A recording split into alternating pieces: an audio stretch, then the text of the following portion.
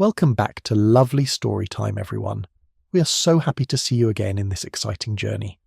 Today, we will continue to explore part 37 to 42 of the story, After Breaking Apollo's Heart. Grab your snacks, take a seat, and explore this story together. Don't forget to like, subscribe, and hit the notification bell to stay updated with our latest content. Let's get started. Chapter 37, Dionysus. Daphne settled into a rare stretch of peace. In theory, she was tasked with caring for the divine child, but Semele's strange son needed no tending. He didn't cry or fuss, never clamouring for attention. Her duties boiled down to checking he hadn't vanished when she glanced away, and feeding him a daily sip of ambrosia from Hermes. Only she could do it. If anyone else tried with a silver spoon, the boy ignored it. Beyond its ease, her new role came with a plush setting. The palace sat high, and the godchild's quarters bordered a small garden beside the queen's chambers. From the window, olive and cedar groves basked in summer's glow. A short walk along the corridor revealed a stunning view of the river bend and sprawling vineyards beyond the city. Sunrises and sunsets, there were pure eye candy. Workplace dynamics were a cinch too.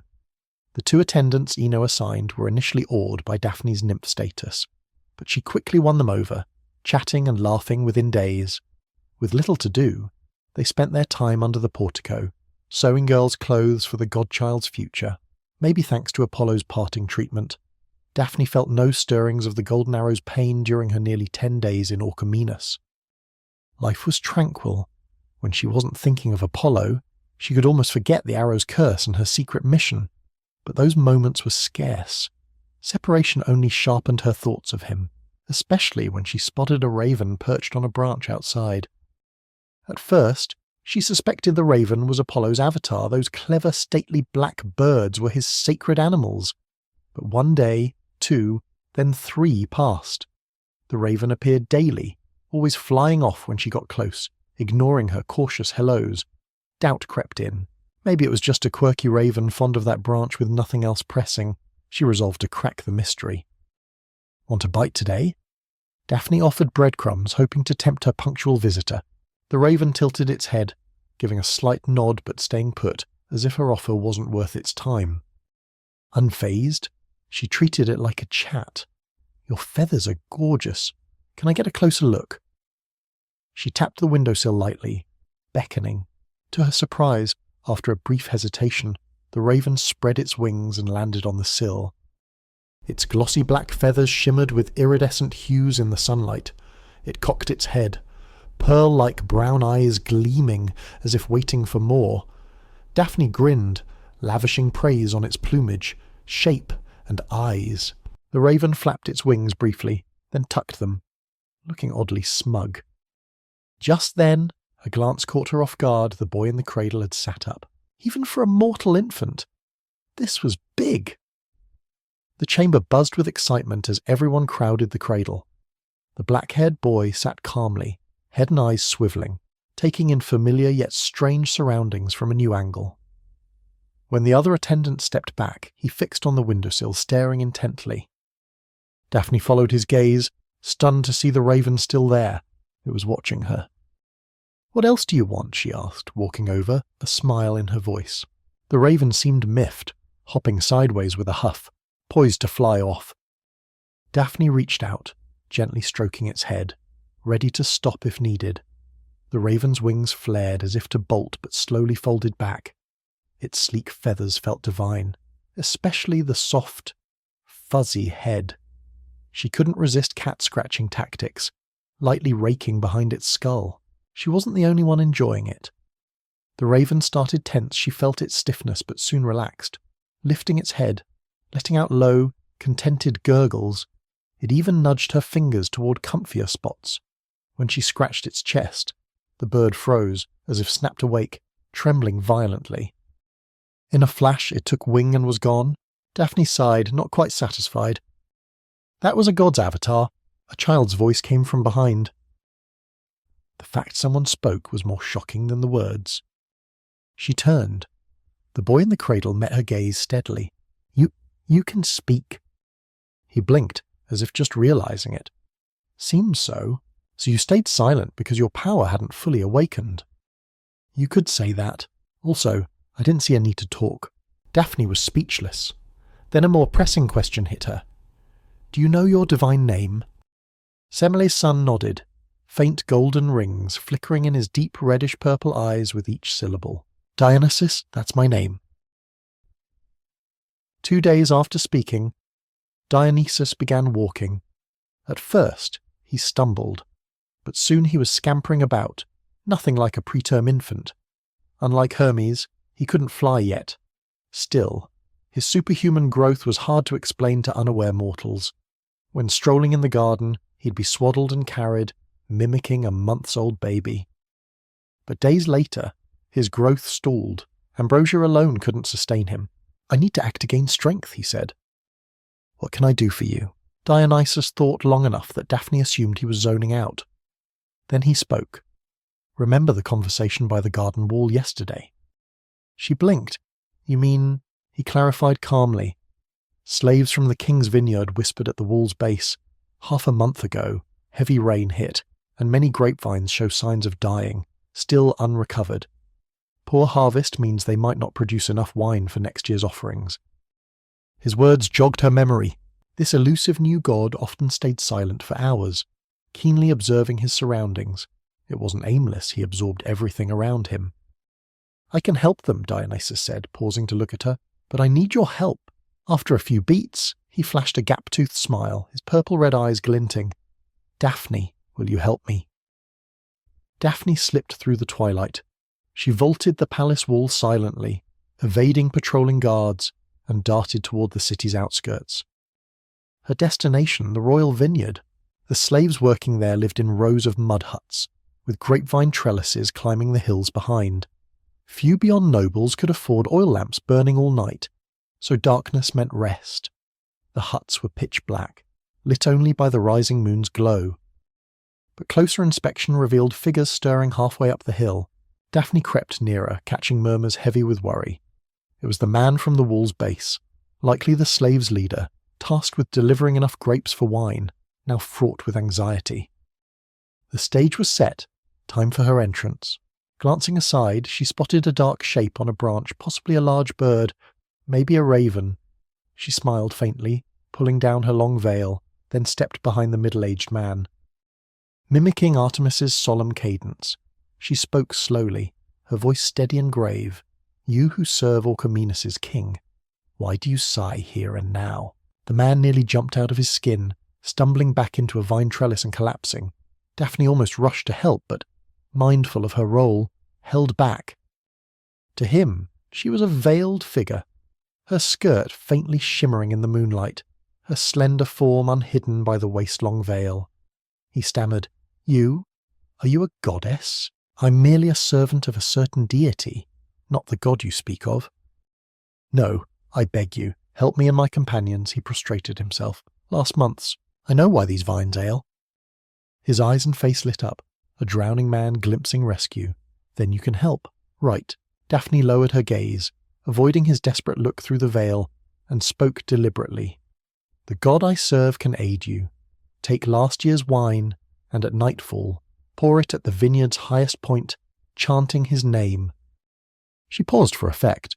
Dionysus, son of Zeus, permits you to pray for his help, and he'll generously solve your small trouble. But as an offering, you must vow to sacrifice to him every year at harvest. Dionysus, the man repeated slowly, muttering it several times to fix it in memory. Then, trembling with awe, he promised. Thank you, I'll do it. His voice cut off. The figure before him had vanished. But back at the palace, Daphne paused in the garden, looking up. A familiar raven perched on an olive tree's branch. She stepped closer, whispering, Please don't tell him I mimicked his style to spook a mortal. The raven tilted its head, silent, then flew off quietly, as it had shadowed her to and from the vineyard. Dionysus didn't sleep. When Daphne climbed through the window, he was leaning against the cradle, staring at the ceiling, not wanting to disturb him. She tiptoed along the wall toward her small room. You're back, Dionysus said, blinking, refocusing on her. I relayed your instructions for praying to you and the terms of your aid. The childlike new god nodded, not pressing further. You should rest. A considerate boss, unlike a certain hands-off love god, she thought wryly, washing up and collapsing into bed. Shortly after nightfall the next day, Dionysus tugged her skirt. I heard a prayer. Crouching to his level, she asked curiously, "How will you help them?" A hint of excitement crept into her voice. This god was, in a way, raised under her watch. She was eager to witness his miracle. Dionysus said simply, "Go out." "Now," he thought, nodding reflectively. "Wait a bit, until the mortals are asleep, then take me." "One more question. How will you perform the miracle?" The newborn god answered matter-of-factly, "You carry me to the vineyard, and I revive the dying vines." Daphne felt her earlier hope for a remote divine feat was wildly overambitious. "How else would I get there?" Dionysus said, patting his short legs earnestly. "With these, it'd be dawn before I arrived. And if it's not immediate, it won't count as a miracle." Since Dionysus said so, Daphne complied. He moved through the vineyard like he'd been there before, heading straight to the afflicted vines. He knelt, touching the soil at their roots, eyes closing briefly, then moved to the next. No dazzling magic, no chanted spells. Before the full moon reached its zenith, he returned to her side. "We can go back."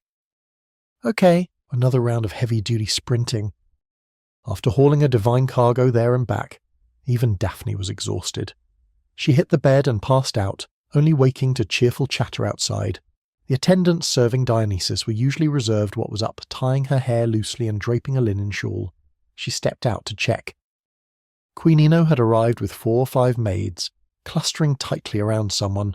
Scattered across the floor, couches and tables were colourful dresses and robes, mingled with bracelets, rings, and hairbands. Daphne rubbed her eyes. Ino noticed her first. "You're awake, I hope we didn't disturb you, we got carried away." The queen exchanged sheepish smiles with the maids, then stepped aside. The figure at the centre came into view. Daphne gaped. A stunningly beautiful girl, about 14 or 15, stood there. Her arms, bared by the chiton's side slits, were graceful and slender. Thick, seaweed-like black curls cascaded from her delicate shoulders to her wrists. Her bones, shoulders, wrists were sharply defined, her fingers long. She held her skirt's hem, studying her new outfit, fingertips rubbing the fabric as if savouring its texture. When Ino moved, the girl looked up. At the sight of Daphne, her striking reddish-purple eyes crinkled faintly. A melodic androgynous voice, barely linked to the earlier childlike tone, rang out. "As you can see, they're picking out clothes for me." Semele's son, grown into a youthful form through newfound power, spoke. Chapter 38. Let the festival begin. Afterward, Daphne watched a stunning teenage boy's fashion parade. Ino, mother to 2 sons and a lost daughter, had always yearned for a girl. Now, with a willing subject to dress up, the usually poised queen and her maid swapped styling tips, their laughter louder than usual.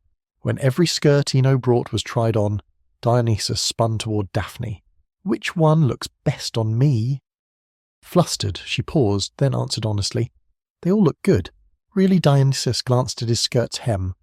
"Then I'll keep this one for now."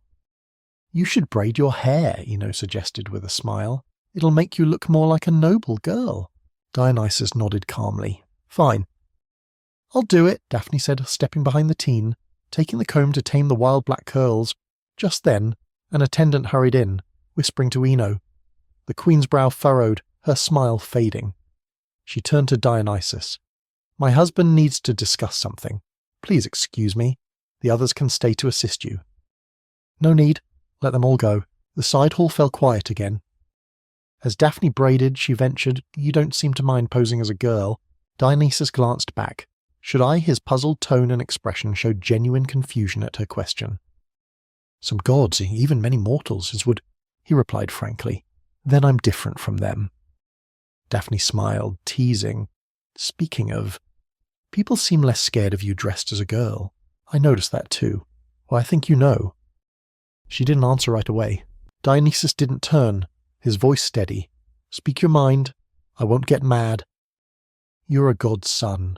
Gods, mortals, men, women in this world. The latter are usually weaker, easily harmed by the former.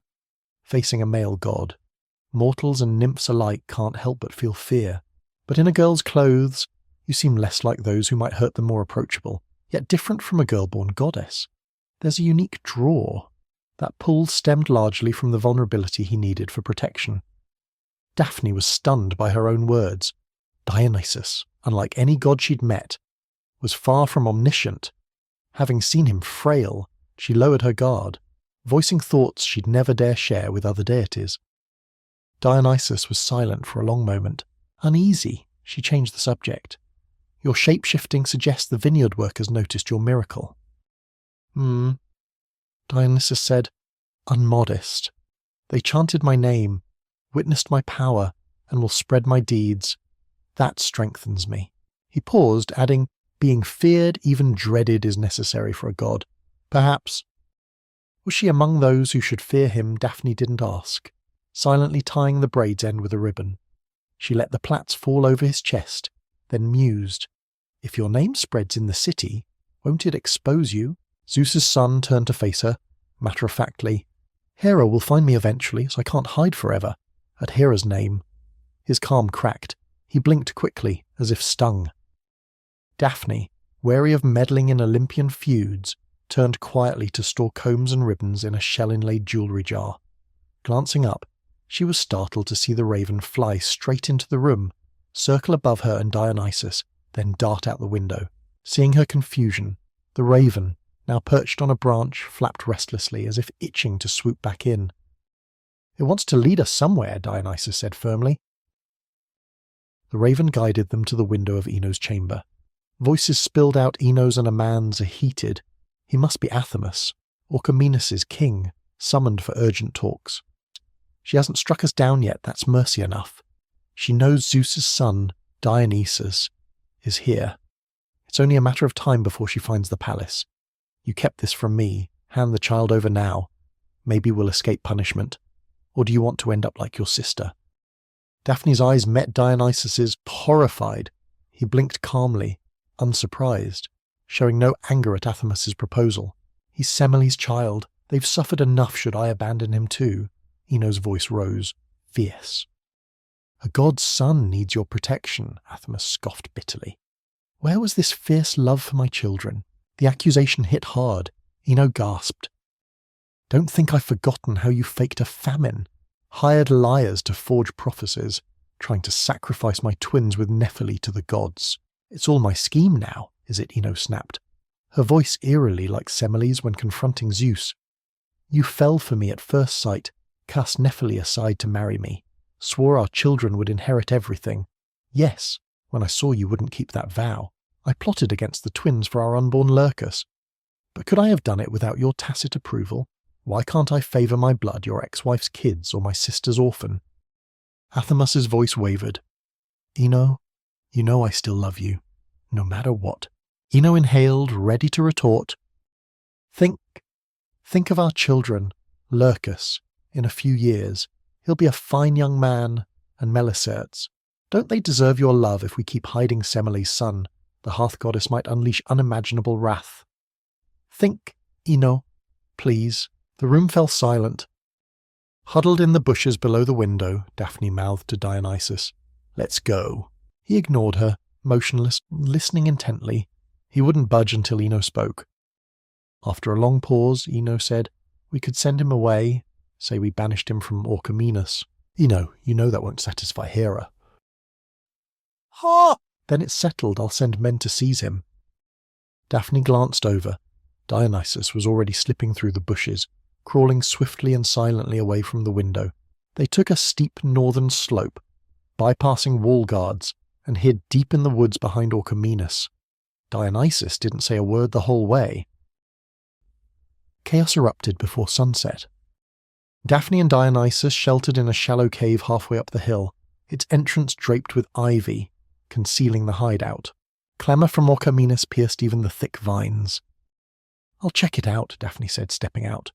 The raven on a nearby tree spread its wings, half guiding, half accompanying, circling above as they reached a spot with sparser trees. 2 black smoke plumes rose from the palace. Figures swarmed the walls and plaza by the gates. Amid shouts, Daphne caught the clash of blades. A battle was raging. A twig snapped beside her. Dionysus joined her, silently watching the scene. "What's happening?" she whispered, unsure if she was asking the raven or Zeus's son. "We'll know if we look," Dionysus said, breaking a pine branch to clear a path, heading straight for the commotion. Daphne glanced at the raven. It didn't intervene, suggesting no immediate danger, so she followed. In just half a day, Orchomenus had transformed. The gates stood wide open, guards gone. The streets were chaotic yet eerily quiet, nearly deserted. A wooden cart lay overturned in the main road, its pomegranates spilled, crushed into red juice staining the packed earth. The juice mingled with a similar-hued liquid, pooling in a muddy patch marked by a half-handprint from someone scrambling to flee toward the city's edge. Dionysus surveyed it all with his calm, meticulous gaze, stepping over squashed pomegranate seeds, striding down the main street, heedless of his tattered dress's hem catching mud with every step. The clang of metal, Menzora's violence grew clearer as they neared the palace. Daphne doubted charging into a battlefield was wise. But Dionysus's slight figure felt impossibly distant. Instinct told her don't speak to him.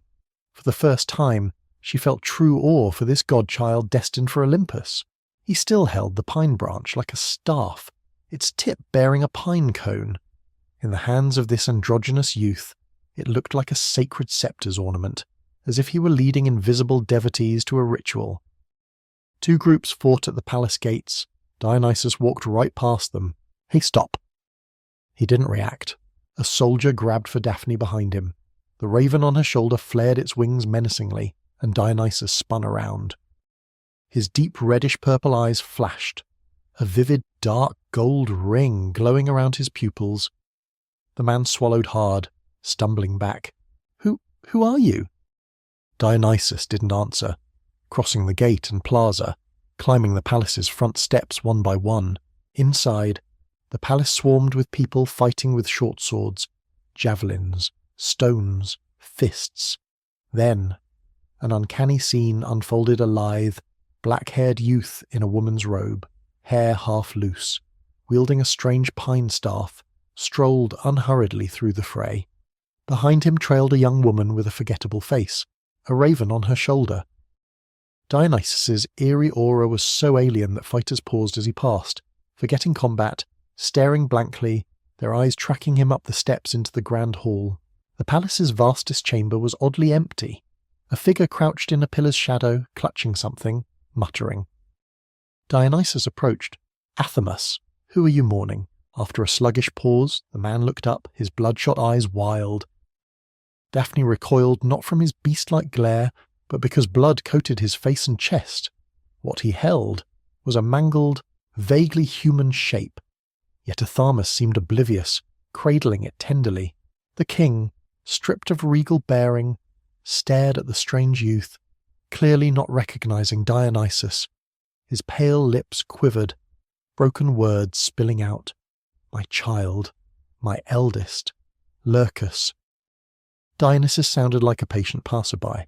What happened? Athamas wailed suddenly, yanking his blood-matted hair, gasping incoherently. Not me. No, it was me. I thought it was a deer. I killed a deer that burst into the palace. Not him. Not Lurcus." Semele's son glanced down, studying the gory mass Athamas clutched, his tone unchanged. "That's unfortunate. Where's your wife? Your younger son?" Athamas unleashed another sobbing, laughing wail, his sanity briefly flickering. "Ino. Oh, my Ino." She was struck by the same madness, threw Melicertes into boiling water. Then truth shattered by madness and grief hid in his hysterical cries. She ran so fast, inhumanly fast. Couldn't catch her, watching her clutch Melicertes and leap. Off the sea cliff, splash. "Ha ha ha ha, my heirs are gone, my enemies heard and stormed in." Dionysus cut him off, his calm itself a kind of interrogation. "Do you know why this calamity struck?" Because I abandoned Nephele. It was wrong from then." No, it's all Semele's child." "Exactly. Because you and Ino chose to betray me. I left. Hera couldn't find me, so she vented on you." Athamas's mouth gaped, choking out a guttural sound, staring at Dionysus. You.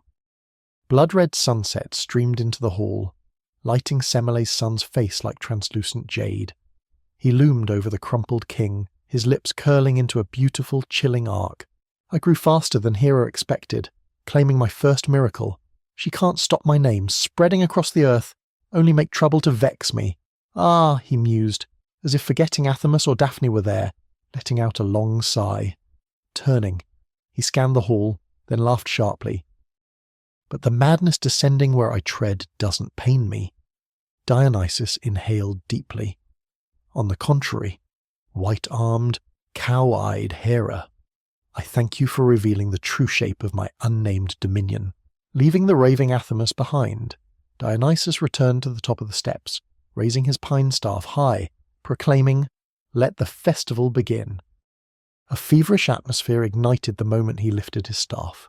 Warring mortals dropped their weapons, stormed the palace storerooms, shattered wax seals, and doused each other with aged wine. Breathing its heady fumes, the crowd grew drunk, shoving, tangling, then arm in arm, singing with fervent camaraderie. A sot hugged a wine jar, staggering into the streets. The mood spread, the festival's scent and wine's richness wafting from the palace like a tide or fog, seeping into every alley, every door. By the time it engulfed Orchomenus, the sun's last sliver hung above the western horizon. Torches flared, crimson flames piercing the night, the city plunging into madness.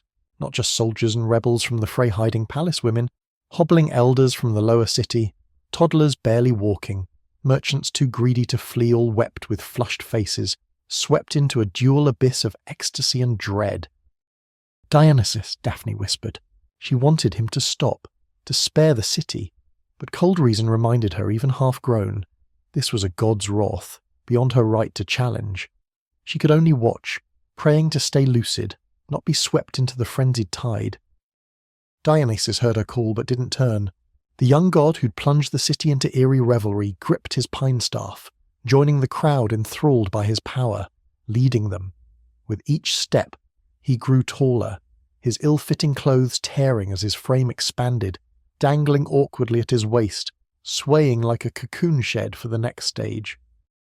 At the step's base, Dionysus glanced back, meeting Daphne's eyes. "Come with me," he said. The firelight was too blinding, Zeus and Semele's son's face melding with the glare. She couldn't read his expression. But for a fleeting moment, she thought she saw a glint of wetness on his face. Chapter 39 Apollo. Dionysus's followers swelled swiftly. From Boeotia to Thrace, every city and village Dionysus passed added more to his throng. Most were women they abandoned homes and children, casting off veils and headbands of virtue to join the newborn god on a journey to parts unknown. The crowd forgot wealth or poverty, shedding their pasts, singing wildly along the way, gathering wild fruit, adorning loose hair with flowers. Hands accustomed to spindles or farm tools now wielded bows and javelins. Dionysus's female devotees hunted like nymphs, clumsy at first but soon adept, roasting and sharing their kills around campfires.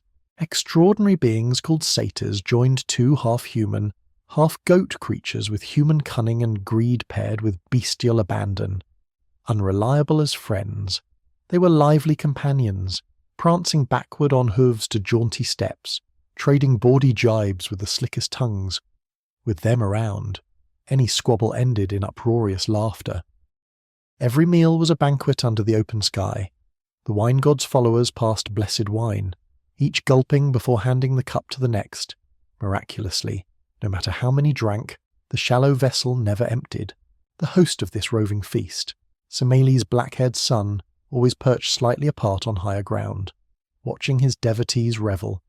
The golden-haired nymph with a hazy face was often at his side. Followers never asked her name, but they knew she was the first fairy to serve their god. Today, resting by the Strymon River, was no different. Dionysus eyed his midday drunk followers, then offered Daphne a cup brimming with tempting deep purple wine. She took it, but didn't drink. "You've been quiet this whole way," he said. Her lashes flickered, avoiding his gaze. "I just don't know what to say." Dionysus studied her, his clear, calm eyes unchanged from his infant days. But so much else had shifted. "You're afraid of me, aren't you?" he concluded after a pause. Daphne cradled the cup, letting the rich wine slide over her tongue and throat. Her voice muffled. A little, Dionysus asked evenly. Did you dislike my festival in Orchomenus? Or can't you accept that I let Hera punish Ino and Athamas so cruelly? Daphne didn't know how to respond. She had no right to judge Dionysus. Ino and Athamas betrayed him first. Revelry and madness were a hair's breadth apart, and his dominion over such powers was his to wield freely. After a moment, she forced a faint smile, hedging. You're growing so fast, I'm just struggling to keep up. I think I'm not growing fast enough, the youthful god said, his lips curving. Once shorter than Daphne as a boy, he now towered over her, adding slowly, especially compared to my siblings. He paused, then asked, Are you afraid of Leto's son too? Daphne blinked, startled, lifting the cup to dodge the question. A teasing smirk played on Dionysus's lips. It might sound odd, but the first thing I saw clearly with these eyes was the way he looked at you. Cough, she nearly choked on the wine. He didn't let the topic drop, pressing. Even so, are you afraid of him? Bandianba. Array? I won't tell anyone your answer. Maybe the wine loosened her guard. Or perhaps Dionysus, unlike other gods, felt different, not born immortal, yet transcending mortal decay. His paradoxical nature sparked an odd empathy. She sensed he might understand her, sharing a mismatched existence. Whatever the reason, Daphne answered with surprising candour, like I must use formal speech with you or him, the gap between me and gods was set the moment this body was born. Before deities, I can't help feeling small, which breeds unease and fear. Getting truly close to far stronger, nobler beings, it's always hard. Dionysus waited, seeing she had no more to say, then smiled, reasoning. So, you don't crave divine favour like other nymphs, but the equal closeness gods share with gods. Daphne froze, a jolt of panic hitting her.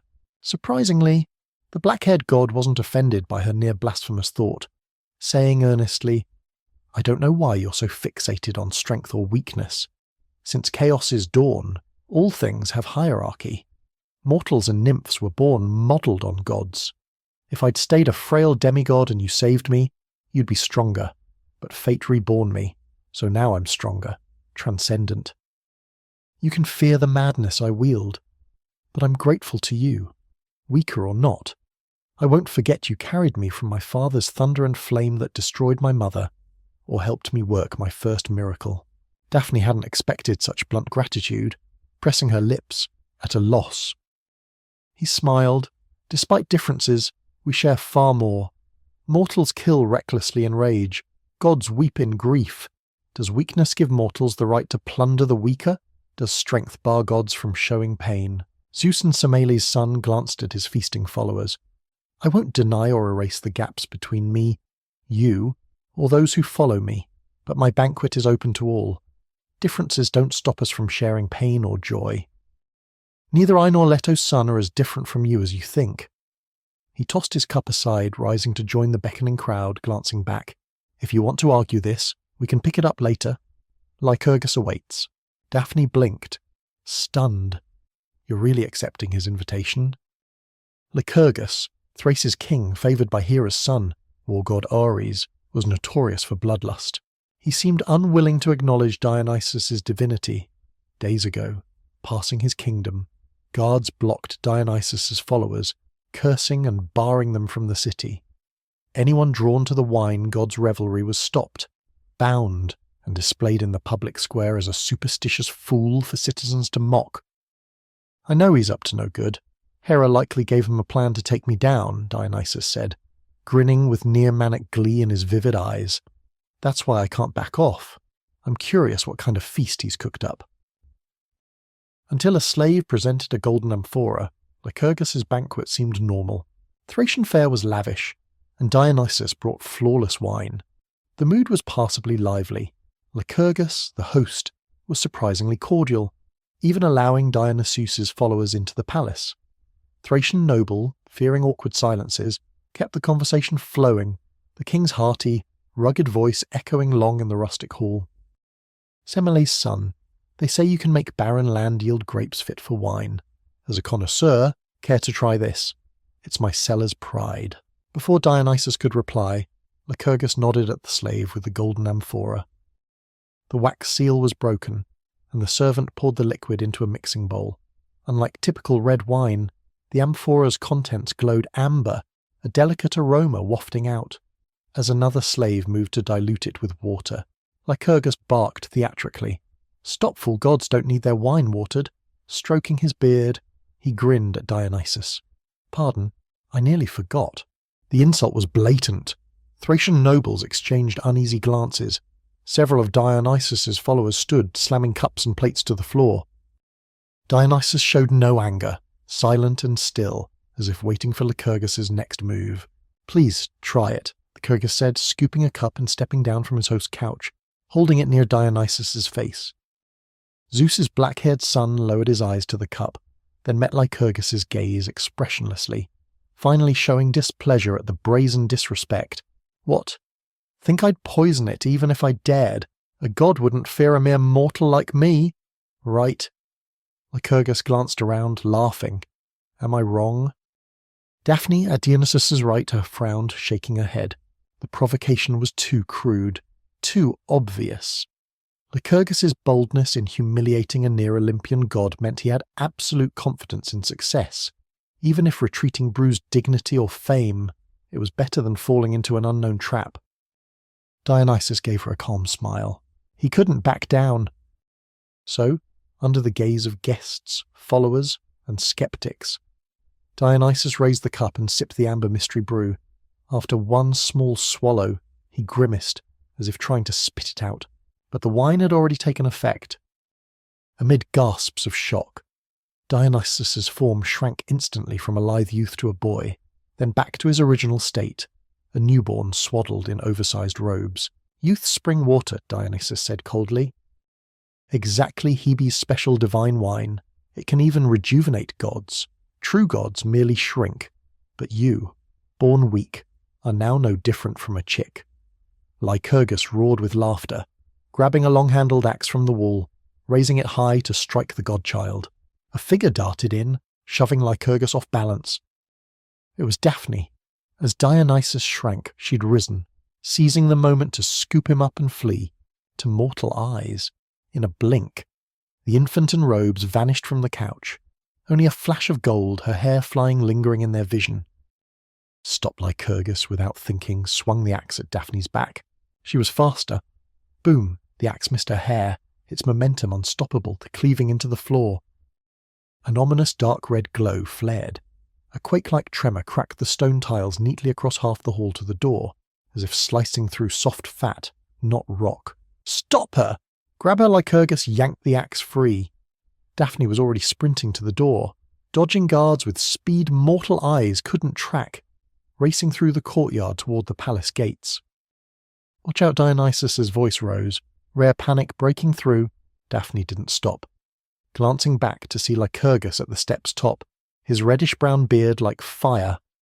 No, not a blur from running the axe radiated a crimson glow, his beard seeming to blaze.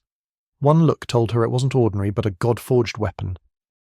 "Ha!" The axe hurtled toward her. Daphne's thoughts froze for a split second. "No," she heard Dionysus murmur, his powers sealed by the youth wine. Like Leorus's weapon, Hera had spared no effort. Daphne was oddly surprised she could still deduce this. Crucially, Gaia's gifted robe couldn't shield against divine weapons. Numbly, she registered this, forcing herself to turn, gasping and speeding up. But she knew, even as she did, she couldn't dodge. Even if it didn't cleave her in two, the murderous force that split stone would shred a nymph's body, ending her here. What does someone think in the 10th of a second before death? She had experience. Last time, she hadn't reacted. Later, she recalled only a low curse and a grim realization of doom as the world flipped. A similar inevitable countdown ticked toward her end. Her lips moved, half mocking, half praying, half sighing, forming 3 syllables. Apollo, the expected agony never came. A faint rustle of wings reached her ears a beat late. Bewildered, she turned again. A familiar figure filled her vision, her heart leaping to her throat. The god she'd called stood between her and the flying axe, palm outstretched. The sacred light that once shielded her from Artemis's arrow flared, partly enveloping her, the rest forming a radiant shield, meeting the divine strike head-on. The axe hit the shield, halting for an instant. Then, divine forces clashed, the shockwave like a tornado, ripping up courtyard stones and blasting Daphne backward. The sacred glow cushioned the impact, keeping her conscious, so she saw clearly. The golden-haired god's form flickered. He glanced back but faded into translucent light before their eyes met, dissolving into motes. Where Apollo's phantom had stood, a single black raven feather was swept skyward by the gale, then drifted slowly down. Chapter 40, the answer was obvious. Grab her. Apollo's radiant glow vanished in an instant. The deadly strike thwarted, but the chase wasn't over. The divine axe soared high from the clash, lost somewhere. Lycurgus snatched a short sword from a nearby guard, bellowing for the palace soldiers to block the escape. The shockwave of light and divine force left Daphne dizzy. She scrambled up, instinct driving her to run again. A section of the palace's outer earthen wall had collapsed. She bolted toward it without a second thought. Chase her, grab her, grab her. Lycurgus's shouts drowned in shrill curses. Dionysus's followers, who'd entered the palace, sprang into action. Men and women alike grabbed tables, tore shields, weapons, even torches from the walls, shouting garbled words, wildly swinging anything they could grip, battering Thracian guards trying to intercept. The soldiers, unprepared for such ferocity, froze, letting the devotees carve a path. Dishevelled men and women seized the chance, leaping down steps, shoving aside soldiers closing in on Daphne, chasing and shielding her, pushing her toward the palace exit. But Lycurgus's troops, disciplined and numerous, quickly rallied. The devotees, fueled by rage and zeal, were soon overwhelmed. The wall's breach sealed tight. Unlike sprinting freely in the wild, Daphne couldn't unleash her speed here, forced to weave through the crowd, dodging, searching for another way out. Then her arm was yanked. Without thinking, Daphne threw an elbow back. A pained grunt sounded, the grip loosened, but another hand shoved aside a protecting devotee, seizing her hair. "Let me go." Dionysus pounded her shoulder, struggling in her arms. "They can't kill me. Hera might just lop off my limbs, keep me from Olympus forever. But you all," amid the roaring chaos, sharp twangs of bowstrings rang out. The sound echoed a memory, sending a shiver through Daphne. The hand gripping her slackened in confusion.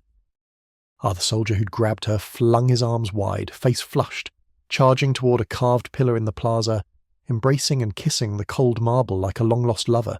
"Oh, my dove-darling!" cries erupted.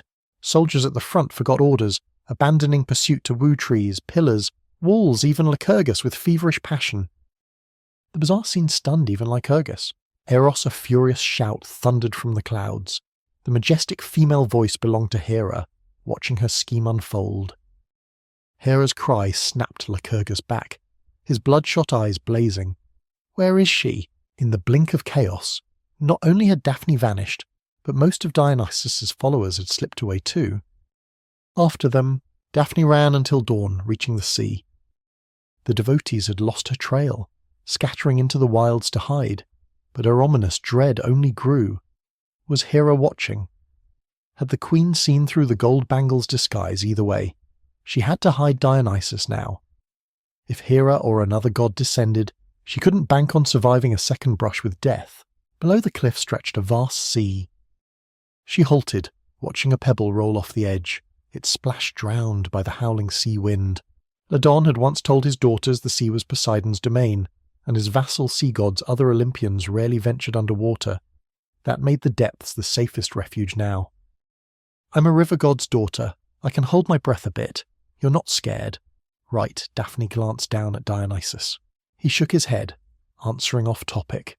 "This won't end here." His infant cheeks tightened with a deep breath, showing adult guilt and anger. "I underestimated Lycurgus. Hera didn't underestimate me at all. I never thought a mortal like Thrace's king could wield a divine weapon." Daphne patted his back. "We'll deal with that later." No more hesitation, she leaped, the sky rushing close, then receding fast. She braced for impact, but frothy foam surged from the blue sea below, catching her and Dionysus like a soft blanket. Bubbles brushed her face, her vision tinting translucent blue-green as she sank deeper. The nearshore seabed was carpeted with fine sand. Shimmering fish schools danced around her, their lovely tails flicking in welcome. Flustered at first, she soon smiled. Then, in the coral and seaweed forest depths, a figure flickered. The newcomer swam swiftly, crossing the coral in a flash. Daphne first noticed long hair swaying lazily in the water, copper red, like a flame glowing underwater. Zeus's son, an unknown nymph. Welcome. The sea goddess took Dionysus from Daphne's arms, passing him to a sea nymph behind her. Daphne instinctively reached to take him back, but the goddess smiled wryly, pressing her shoulder gently. Suddenly, Daphne could breathe freely underwater. Don't worry, I mean the child no harm. The sea will shelter you. Pausing, the red-haired goddess met her gaze with friendly blue-green eyes. I'm Thetis. You are? Sestiagdium. Delos Island. As Apollo leaped onto his golden chariot, Artemis landed her deer-drawn cart. The huntress raised a brow. Where are you rushing off to? We promised to spend today with Mother. Change of plans. Dionysus is in trouble, Apollo said tersely. Artemis narrowed her eyes. Skeptical? That's it. I'll explain later. With a flick of the reins, his sky horses neighed and soared. His destination, Thrace.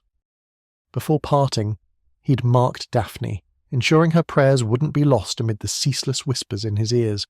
It was just a precaution, nothing more. Sending an avatar to trail her and Dionysus was merely to aid discreetly, helping fulfill the first prophecy while keeping his promise to protect her. But Semele's son's path to Olympus was more perilous than he'd thought. Hera's latest scheme was tantamount to striking Dionysus directly. Apollo couldn't stay a bystander. A god-forged weapon's power depended on its wielder. Lycurgus, brave as he was mortal. So Apollo's avatar alone neutralized the red glowing axe's lethal throw. But if Ares, or even a blessed demigod, had swung it, the chariot's blistering wind cut his cheeks like blades, but Apollo barely noticed. A raw, unfamiliar panic gripped him, its massive hands squeezing his chest, the dull ache and suffocation sharper than the Thebes fire. He clutched the reins, baffled. This belated fear was absurd. He'd blocked the fatal strike, though he hadn't seen clearly. Daphne was safe, out of the worst danger. No, the real anomaly was his panic itself. Before one thought settled, another voice in his mind countered, was Daphne truly safe? If so, why this frantic rush? The answer was obvious. He had to see her unharmed with his own eyes. And why was that? Her voice calling him, her gold-brown hair radiant in sunlight, curious fingers boldly brushing his locks, her sly smile as she circled him, cunning green eyes, cheeks flushing under his gaze, fallen daisy petals, fierce tears glaring at him, delicate wrist bones, pale yellow buds blooming in her hair, her desperate dash toward him, her breath so close when she turned, unavoidable. A lid he'd ignored and buried was prying open. Apollo wanted to snuff the thought, but part of him yearned to shatter that lid, face whatever it hid, no matter how strange, absurd, or shameful. He, son of Zeus and Leto, feared nothing. He told himself what could lurk beneath. Apollo? A shout behind him brought odd relief. It was Hermes, his cloak flapping wildly over one shoulder, hinting at a breakneck chase. Daphne and the kid escaped Crete Thebes. Thrace hit the coast and dove into the sea. Apollo veered instantly, snapping the golden reins, spurring his horses toward the shoreline. Hey, I wasn't finished. Hermes' voice faded. With a clear destination, Apollo grew eerily calm. All distractions, every thought but one blurred, shrank, irrelevant. He drove his chariot, single-minded, heedless of the dim twilight he crossed. At the coast nearest Thrace's city, the golden chariot halted. Without pause, Apollo plunged into the sea at dawn's first light, diving into the waves. What followed was a fragmented blur of silent scenes. At the seabed, a nymph approached, saying something. He responded, but the words escaped memory. He swam, half ran against the current, passing coral archways, skimming giant seaweed like ancient trees, but the wonders left faint impressions, all blending into sameness, meaningless. It felt like an unreal dream, until he stormed into a palace and, spotting her among the sea nymphs, Apollo snapped awake. Sounds flooded back. Sea nymphs gasped at his sudden arrival, whispering about his identity. The figure he stared at, startled by the voices, slowly turned toward him. Seeing him, the golden-haired, green-eyed girl's eyes widened, disbelief written across her face. Then a smile lit her eyes and features. She pushed through the water toward him. Apollo felt his lips curve uncontrollably. The smile pried open his heart's lid, its contents spilling, flooding his mind's sea. But he no longer cared to look. He'd known the answer long ago, just dodged it. He couldn't accept the prophetic fragment coming true, couldn't bear showing such weakness, couldn't believe he'd ignored suspicious signs yet chased a fleeting shadow in vain. So he'd pushed her away, stung her with words, hoping she'd loathe him, trying to choke every path to that future.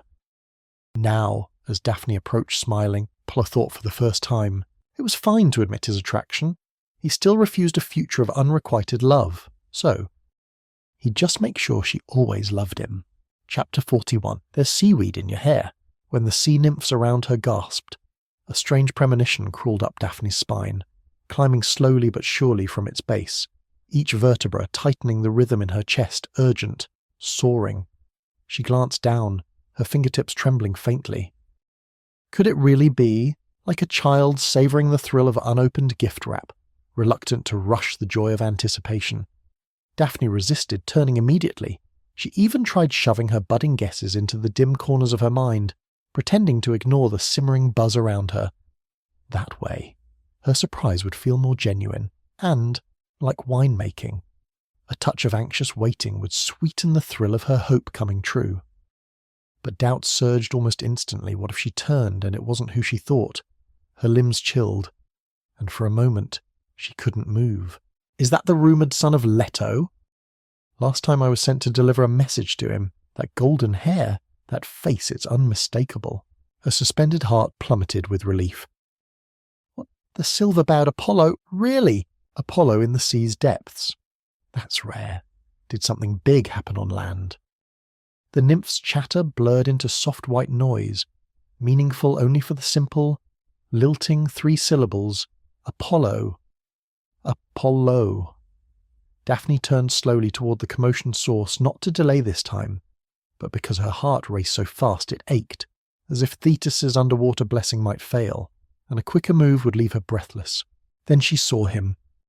Somehow, she froze stunned by his beauty, still striking even soaked by translucent tides, and struck by the sudden realization that she hadn't seen him in so long. Snapping back, Daphne was already before Apollo. Face to face. A brief silence fell. Her words were utterly unoriginal. Why are you here? To see you. His answer was shockingly frank. Daphne blinked, caught off guard. Their voices were soft but underwater, whispers carried faster, clearer than on land. Behind her, the nymphs erupted in giggles, abruptly stifled by coughs. Daphne's ears burned. Apollo blinked, adding, and Dionysus. The sea nymph's suppressed laughter triggered a chorus of odd coughs. Apollo's patience with the audience seemed to hit its limit. He turned, giving them a blank but unmistakably displeased glare. We should tell Thetis Leto's son is here. Of course, we must report to Poseidon. Oh, right, and check on Dionysus's recovery. The ocean-born nymphs scattered like fish or tides, gone in a flash. Were you hurt escaping? Apollo asked, as if nothing had happened. His shift in demeanour was so sharp things hadn't gone this smoothly since her deal with Eros that Daphne felt dizzy. Pausing before answering, no, Apollo frowned. She followed his gaze to her right arm. Above her elbow, a vivid purple bruise stood out, left from wrenching free of pursuers. Such minor marks weren't unique, but in the rush of escape and the new underwater world, her adrenaline had dulled the faint aches. Apollo saw them all, his face tightened, and he said bluntly, those nymphs only gossip as he spoke. Familiar healing light enveloped her, a gentle warmth soothing every visible and hidden scrape or bruise.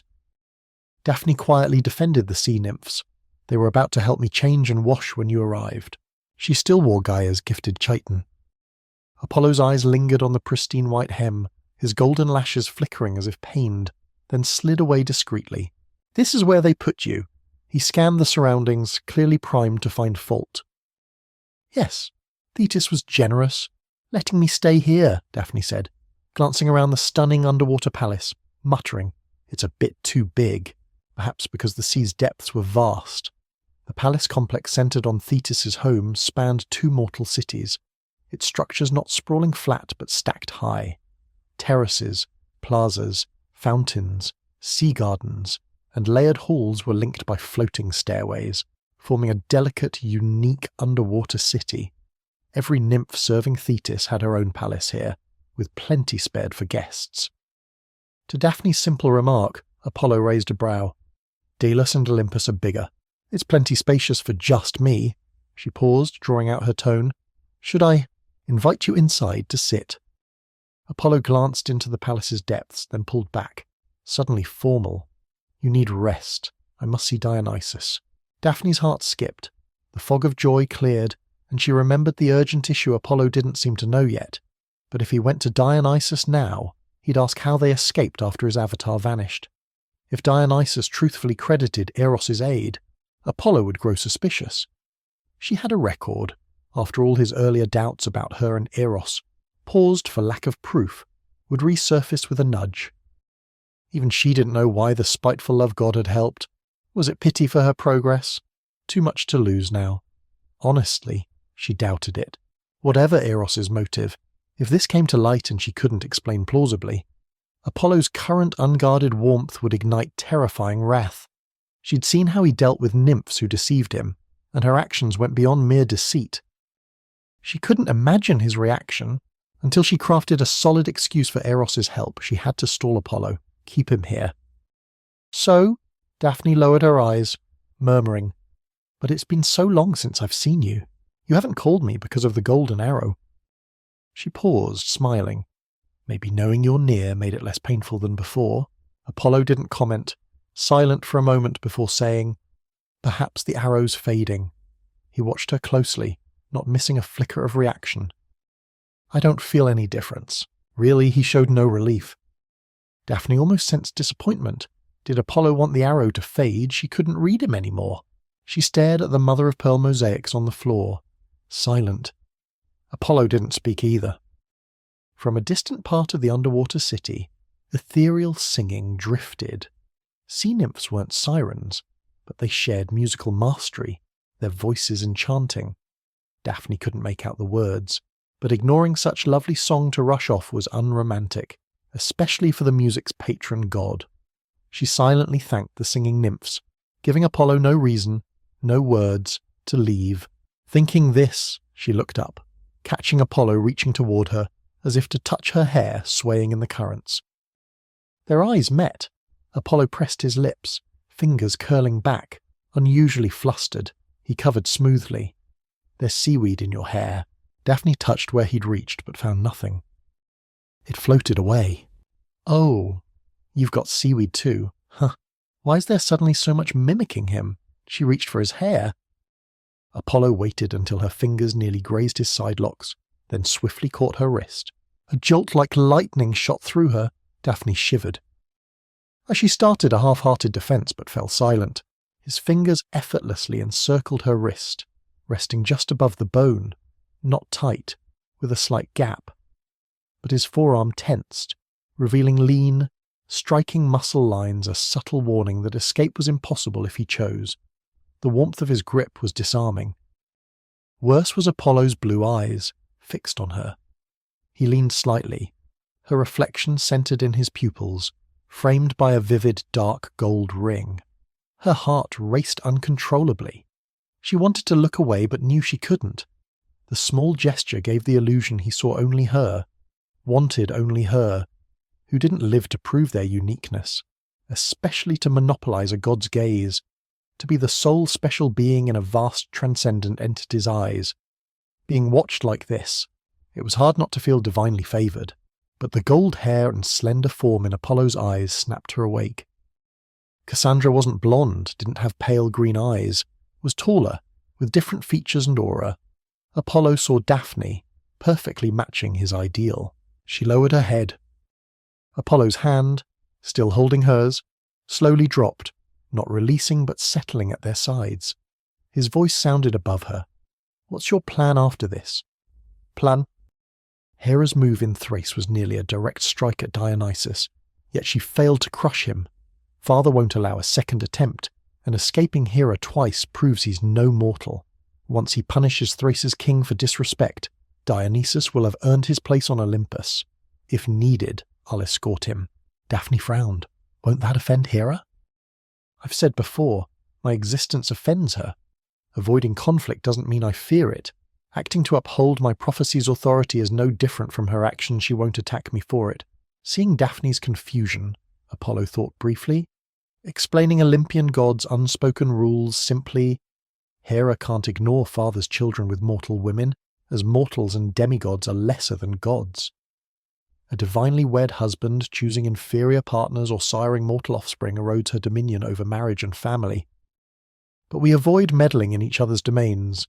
Dionysus has transcended death. So Hera, however unwilling, must accept it. Pursuing him further is just venting, not defending her authority.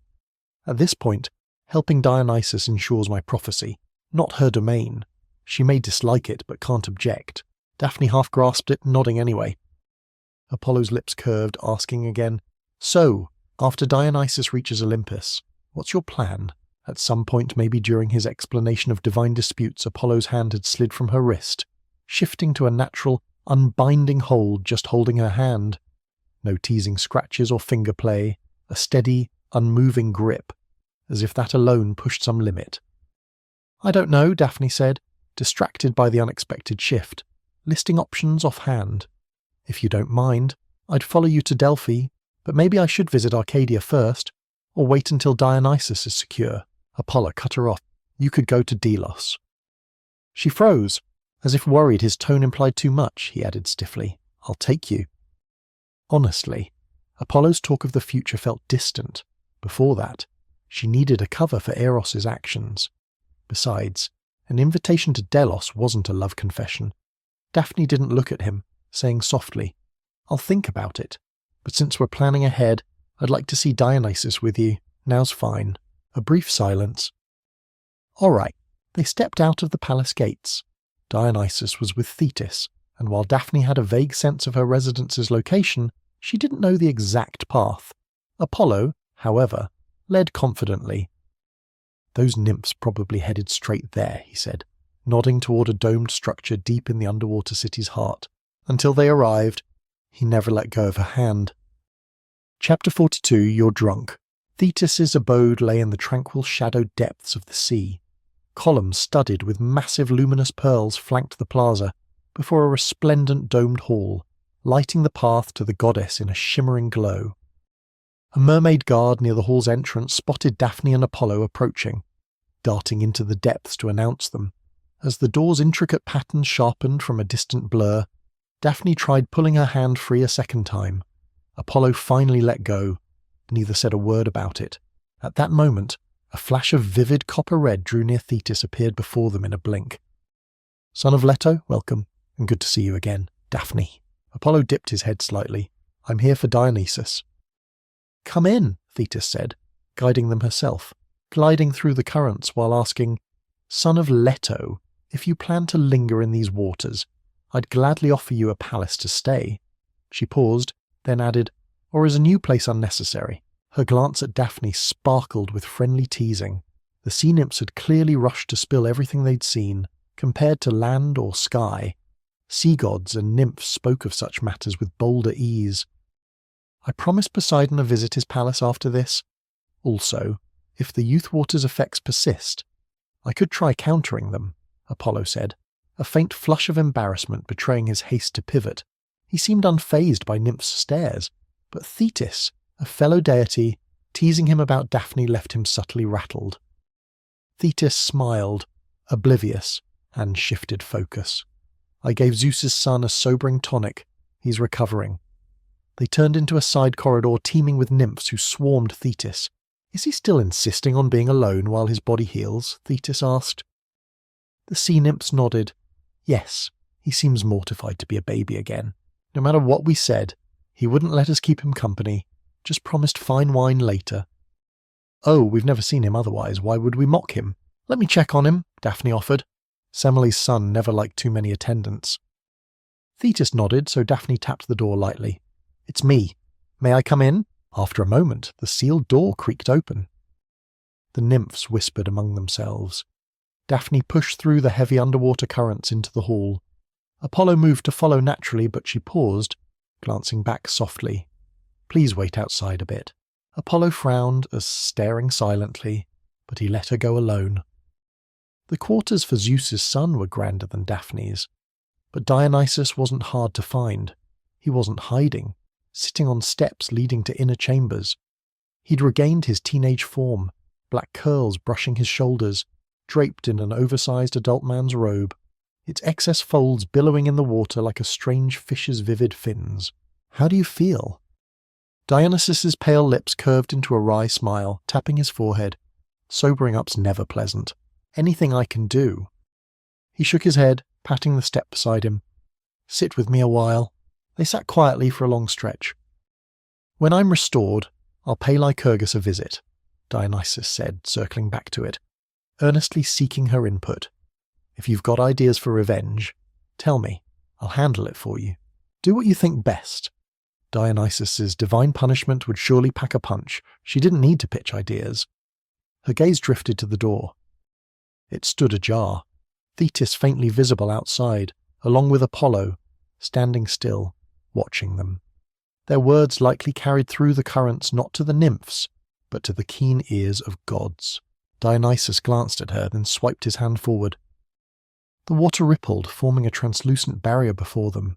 If there's something private, speak freely. They can't hear or read lips. Daphne froze, then lowered her head, whispering after a pause, I have 2 requests. Dionysus grinned. 20's fine too. I'd like you not to mention Eros helping us. The young god raised a brow at her request, waiting silently for an explanation.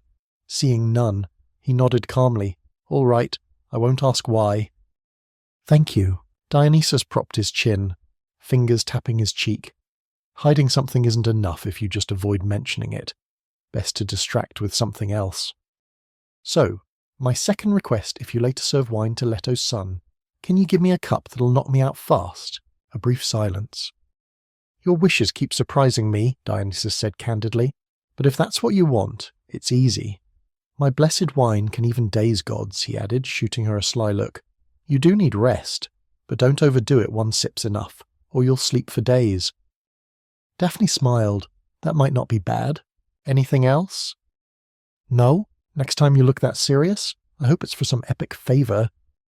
Daphne couldn't tell if he was joking or sincere. Dionysus stood, the water barrier dissolving. They walked to the door, Dionysus still unsteady underwater, stepping deliberately on tiles rather than gliding with sea currents like natives. At the threshold, a sudden surge rocked him. He stumbled, reaching for the doorframe, but a coral ornament snagged his belt's dangling end. His slim teenage frame left the gold and silver threaded sash trailing, practically begging to catch. Dionysus never fussed over clothing details. As a girl, he'd often return from garden strolls with torn hems. Leaving Daphne to clean up now was no different. She stepped forward, bending to free the belt before he lazily tore it off. To onlookers, it looked like a blonde girl fussing over a boy her height, the black-haired teen gazing down with mild exasperation. Their easy familiarity suggested this wasn't new. The belt came loose quickly. Daphne straightened, sharing a smile with Dionysus. He winked, a rare glint of age-appropriate mischief, as if ensuring she caught his intent, aiming to distract Apollo. Daphne hadn't expected Dionysus to stage a snag so eagerly. Good and bad, it cemented their conspiratorial vibe. Just then, she sensed something, glancing aside. 2 steps away, Apollo watched her silently, as he had the hall seen. Their eyes met for a split second before he looked away, lips pressed tight. Thetis then suggested a banquet in the main hall. Apollo, a guest, merely nodded, coolly distant. Thetis and Dionysus led the way. Daphne slowed, falling beside Apollo, but he stayed quiet, not turning to speak. Daphne rolled her eyes, stepping in front. "Did I make you mad?" Apollo flicked her a glance, silent. The path from side hall to main hall was short. In that brief moment, the soft pearl glow from the dome loomed close. Thetis took her place on a couch. Daphne moved to stand behind Dionysus, but her wrist was gripped. Startled, she looked back. Apollo asked flatly, "Where are you going?" Curious stares converged. Daphne tugged, whispering, "I should serve behind Dionysus." Apollo's grip tightened. Dionysus watched calmly from the side, neither yielding nor insisting she join his seat. The air grew subtly tense. "Daphne, sit by me," Thetis interjected timely. "You brought Zeus's son here, you deserve a guest place." Apollo released her. Sea gods dined on ambrosia and nectar, but nymphs like Daphne got honeyed dew, which she sipped happily while chatting with Thetis. As Nereus's youngest daughter, Thetis led the sea nymphs but wasn't much older than Daphne. She seemed stately at first, but her lively side emerged, her poise a professional mask dropped for engaging topics. "So, you grew up in water too?" "Sort of, but riverbeds don't hold grand palaces. My sisters and I stayed near marshes and lakes by river mouths, hunting in forests, and—" Daphne smiled, glancing down. "Without father's blessing, I can't stay underwater long." "Stay here as long as you like," Thetis said, then sighed softly. "My mother, Doris, got a prophecy from Phoebe that land would bring me endless sorrow, so she and father forbid me from going ashore." That only fueled Thetis's curiosity about the surface. Learning Daphne travelled alone from Arcadia to Delphi, though Thetis had no grasp of their distance or details, she deemed Daphne worldly. Her eyes gleaming, questions relentless. Dionysus rose, pausing Thetis's barrage. "Let me offer wine in thanks," he said, filling a cup and approaching Apollo. "Without Leto's son's aid, powerless as I was, I'd never have escaped Thrace's king. Acting on Hera's orders, I thank you, Apollo, and pledge my eternal friendship." Apollo took the cup coolly, sipped, and paused, surprised. Dionysus smiled. "Good wine, right, good wine."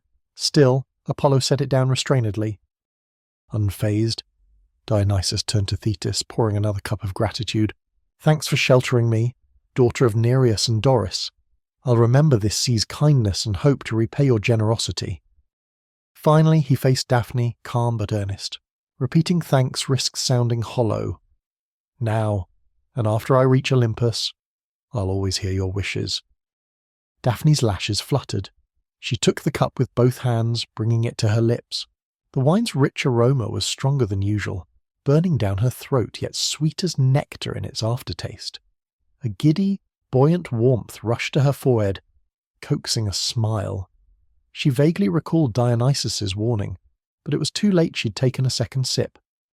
One small sip, but enough to veil her mind in bold haze, kicking all restraint aside. Not long after Dionysus returned to his couch, a flush bloomed on Daphne's face, brighter than sunset clouds. Her replies to Thetis slowed, repeating herself unaware. "You should lie down," Thetis said, chuckling. Daphne rubbed her forehead, shaking her head. "Yeah." Thetis steadied her as she stood. "Rest here if you like." "No, thanks, I know the way back." "I'll take her," Apollo said, appearing from nowhere. Daphne peered up, tilting her head, puzzled. Thetis didn't let go. Apollo shut his eyes briefly, stressing each word like a vow. "I'll see her to rest and return." Thetis studied him, then trusted Leto's son's word. Daphne drifted out, barely touching the ground, carried by the currents. "Not that way." Apollo yanked her back from a wrong-floating stairway, his tone cold and curt. She grinned, spinning to face him. "I know. I went wrong on purpose." Her arm looped through his, her hair brushing his collar, her limbs soft and clingy as seaweed, impossible to shake off. Apollo raised a brow. "Still mad at me," she drawled, eyes glinting slyly. "Mad about what? Talking with Dionysus, fixing his snagged belt, wanting to stand behind him, or all of it?" Apollo stared, expressionless. Daphne fanned the flames. "So, want to know what I told Dionysus?" Before he could answer, she slipped free, darting 2 steps away with the current, giggling like a mischievous cat, her lilting tone like a playful tail flick. "It's a secret. Can't tell you." Leto's son narrowed his eyes, a hint of menace finally surfacing. As she veered toward another side path, Apollo caught her again. "You're drunk." Daphne blinked at him, maybe deliberate, maybe blurred by wine. "Yup, I know." She'd clearly forgotten to fear him. This could go on forever. Apollo pulled her close, and in a flash, they stood before her temporary palace. He let go, and she slumped against a pillar as if she'd collapse without support. Apollo suspected she'd sleep on the doorstep if left alone. He inhaled deeply, stone-faced, guiding her past the threshold. Daphne grabbed his hand, her nimble fingers sliding up his arm to his shoulder, a daring move just shy of hooking his neck. She stared up, saying slowly, "Back home, no. I mean, I heard among some Arcadian mortals, boys escorting girls home expect a goodnight kiss at the door." Apollo hadn't heard of such a shockingly open custom, but it wouldn't surprise him if it existed. His focus, though, was elsewhere, her lips moving with those words, her fingertips grazing his shoulder's folds, her pale green eyes blazing bright. Those wild, vibrant eyes were his first impression of her, their strange glow catching him even from afar. Now, that flame inevitably seared him too. A charged, breathless stare left no room for escape. She exhaled suddenly, her wine-sweet breath shattering the brewing silence. Her fingers left his shoulder, pushing lightly at his chest. Retreating, she laughed softly, inexplicably tinged with sorrow. "What am I saying that custom's made up?" Daphne seemed abruptly sober, only her unsteady steps hinting at lingering drunkenness. "Thanks for walking me back, I'll sleep it off." Her farewell cut off. He yanked her back roughly, leaning down to find her lips,